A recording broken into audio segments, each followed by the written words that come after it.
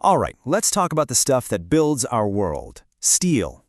We're going to dive into a really fascinating paradox here, where it turns out that being the absolute strongest, well, it isn't just not the best, it can actually be a huge problem. So let's just jump right into the big question. When you think about these giant skyscrapers and massive bridges, you think they must be made of the strongest stuff imaginable, right? So why on earth would engineers deliberately pick a type of steel that isn't the strongest one they can get?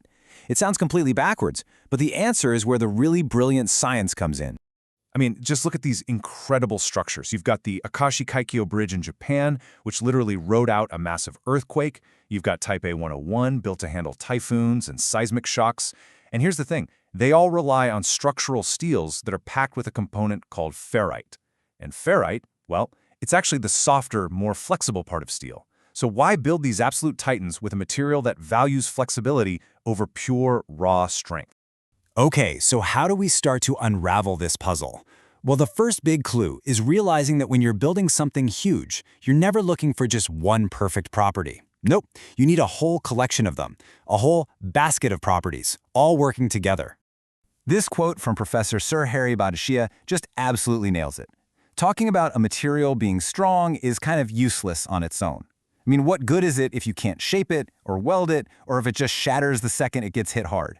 That kind of strength is totally worthless for building pretty much anything.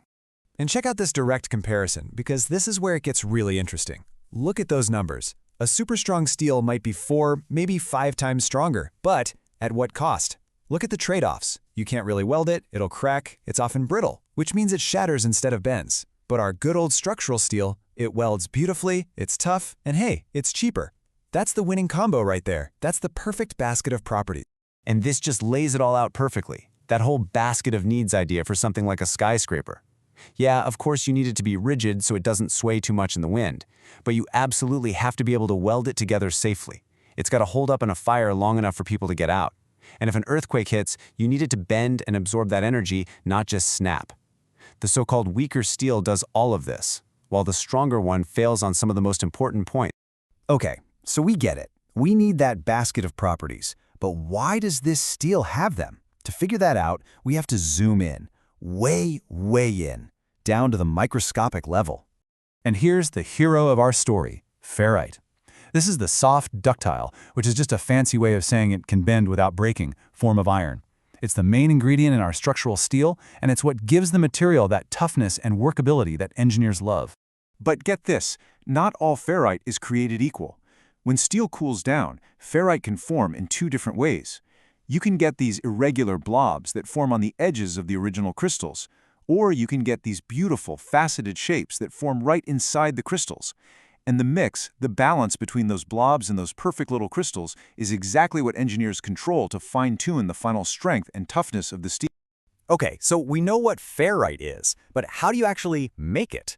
This is where we get into the really cool physics of how metallurgists cook up the exact material they need.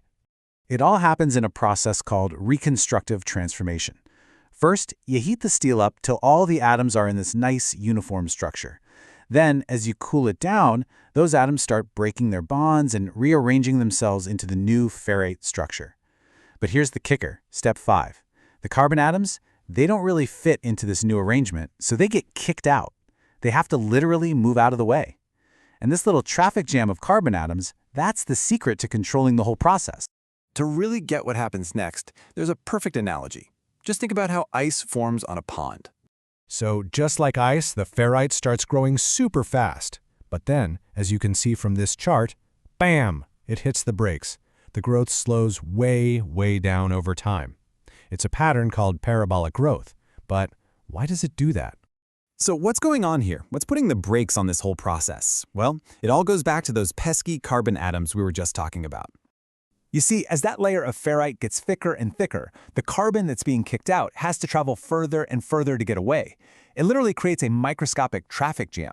The ferrite can't grow any bigger until that carbon clears out, and the longer that path gets, the slower the entire process becomes. It's an amazing self-regulating system, all controlled by how fast those little carbon atoms can get out of the way.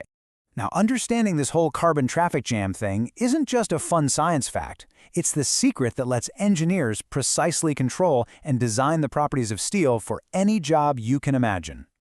Okay, get this, because this part just blows my mind. In the steels we're talking about, carbon makes up less than 0.1% of the whole recipe. It's a tiny, tiny amount. It's practically a rounding error. And yet, that minuscule pinch of carbon has this absolutely monumental impact on the final product. And here's the really critical part, because that whole transformation process depends on getting the carbon out of the way. Even the slightest change in how much carbon is in there, we're talking hundredths of a percent, causes these enormous changes in how fast the ferrite forms. And that extreme sensitivity is exactly what metallurgists use to their advantage. So it all comes down to this. By meticulously controlling the recipe, the exact amount of carbon, and the process, the exact temperatures, engineers can dictate precisely how much ferrite they get and what it looks like. This gives them the power to create that perfect custom-made basket of properties for anything from a pipeline to a skyscraper. It's why the strongest steel isn't the best. The smartest steel is. And that leaves us with one final thought, right? The story of steel shows us that real strength is about balance. It's about toughness and adaptability, not just raw power. So it makes you wonder, what other, weaker materials out there are the secret, unsung heroes that are actually holding our world together?